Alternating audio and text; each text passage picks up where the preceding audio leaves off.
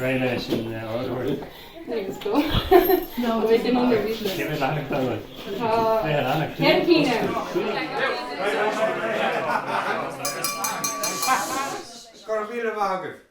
Agus it is Sarah.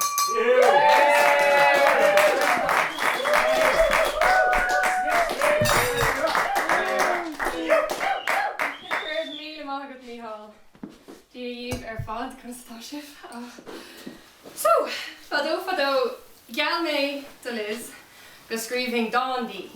Dá sucrid nó dá bainise, cibé acu a tháinig ar dús. Agus, nach go háling Liz eicilniu ag siúil sús an sépéal, agus fear cliste sever ar lámh. A hathair míhall ar dó.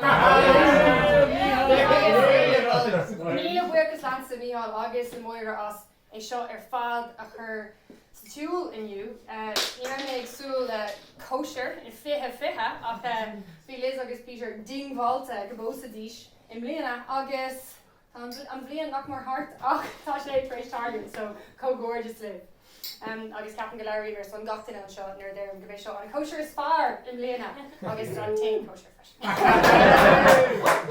So bhfuil mé le Liz níos mó ná 10 mbliana ó hin, nóir a roiin mar orasán I Hallan Macklin. Agus cé ár bhfuil siad le Peter go dtí blianta níos déanaí, munar beirt le Liz sa chuí ceann céine. So hána mé bháile, tríochta tréis na céad lá riamh ar an osscoil, agus daim si mé Liz strán séir ag an am, ina cnap codalta immo labhasa. agus ar an mór cuislapa bhí aráiste na ite agus bhí altacht orm. So fiera, níor gúisig mé mar níor bhí gom ceir déanamh. Ag fiera gúisig si agus hí si suas, agus lean si ráig ag éthe an aráiste ag míniú cuasaí. Bhí a labba hain an chrua go Joe, agus bhairta si fécint an Aileoin scéil leis na lapacha eile san orsa. Ach nuair bhíal si mucheanta bhí sé co-compórdaach sin gur hit a chola ar hí de heisme. Agus bhí an taráiste aici do vitamin C mar ceap si greibh slide on a tachtar. So, ní móna sásta a bhí mé leis an Goldilocks seo ag tachta seach in a labba lena solachar aráiste. Ach, agus ise ina sí an sin le manga goire ar a haig, beléir go raibh si ar compordlam. Agus bhra mise ar mo compord lehí. Nuair sé onam an rúig a chur ar hí, agus ráinnim ar labba an a chuid an bhliain sin. Cé go bhór mise slide on, go garage ina ia. A cén bhainte ag seo leis an orgur bhfuil Peter le Liz. Well, tháinig sesin bháile, go aftars leis fiachfar ina heach an bhfuil le an ach bhí Liz ina cnap codalta in a labba. Agus chuí sesin na colla ar an orlór, is ar maidin nuair a gúisigh siad ceannig si chicken fillet roll dó, agus bin an chéad cuine a bhí acu. So, léiríonn an dáisgéil seo rudéigean faoin gcuí a maihan sé Liz a bheith timpeall. Duine ar le atá intí, tá dríocht intí. Agus tá an tá ar Peter go mbeidh dríocht sin ina héal inis go Joe.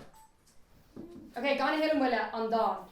Mar ghnú Cara Liz agus an duine a bhí an aontíos le hí le 10 mbliana anuas, fartíos má láidir a chur sa scéal, agus beag an cóirle nar iarach a thuirt. So, tidal an dáin seo ná roinnt rudaí ba chóir de Peter a rá.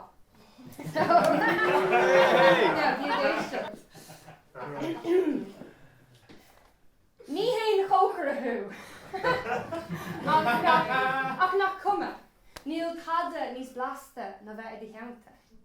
Ní glanann tú an tach, ach tá tusa lonrach i de dhéamant agus tá mianach onit. Cibé áit an ggóin do chusa, an tí speisialta ag gach ócáid ná tusa. Ní bhíonn tú i siúil, bíonn tú ag dawsa hart, I mún clasan rotha is seasamh láb, is bíon darcha óir agat dá bhar. Seo roinnt rudaí ba chóir de Peter a rá. Is minic tú a cléasca, le goire is le grá, is díreach mar a bheith búma ann, I do dhé fágtar slád. Ráha ar bit, ní thugtar dúin, ach bíon muid ahratha go búin. Ní ha, bheith búma Ro faoin táilta. Is cuiafach chu gan tús ná deire ach siar héad a gan stéan a gan stad. Seo roinnt rudaí ba chóir do Peter a rá. Sa gansaí is giobalí bí an tosa I do bhanacín. In honbun, sean shalach is brogaratha scríobh de chosa. Is aisling tosa. Déirtar nach choléine séir ó lucht. Ach cé a daimseog fout on it. Ein lúbeir láir atá agat, caitheann tú é go mórtasach. Is ceacht féin grá é dúine. Lanamhuid do bhún le. Is scapan de alsúnacht. No slide on. Seo roinnt rudaí ba chóir do Peter a rá. Fiúas tú as mark, bíonn tú a gheart. Bíonn tú có seoráilte glán go gurrann tú an dubh ina gheall. Ní cluistear wet céin fá, is tusa céin fá nach. Níor dúnú duras riamhairt nar oscail tú foinneog. Spidóg mná ach có láidir le foiil chú. Nar thugann fear feisty earth. Fagrian tú go múnta le mion goire nach swicin de húla. De húla. Atá có díomhar leis an bharige, an airige. Atá có dahan le mo chrá. Seo roinnt rudaí ba chóir do Peter a rá. Strocan tú trí airigid, có sciopí le drochra tóga. Ach go bháin mas gá dit sábal. Ansin ní cuireann tú a mú, irid is pingin rua. Téim a mú, ag féchant an dimpel de grua. Go brach na brethe, ní wihi mé ma há. Seo roinnt rudaí ba chóir do Peter a rá.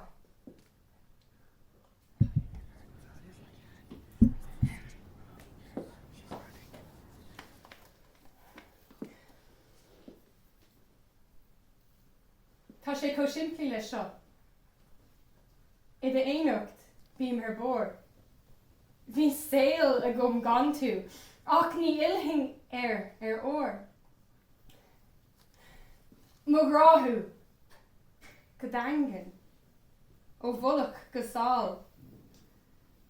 Solas is scá gach ile anál, gach smíanamh I do bheabhair, gach gníomh ó do lámh, gach ile orlach talún ar a ágan tú de lurg, ón géad rairc ort.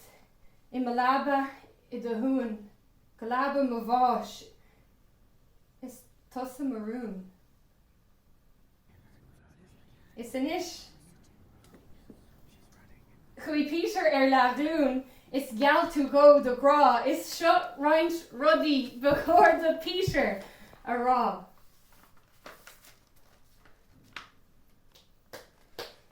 Yeah, lads!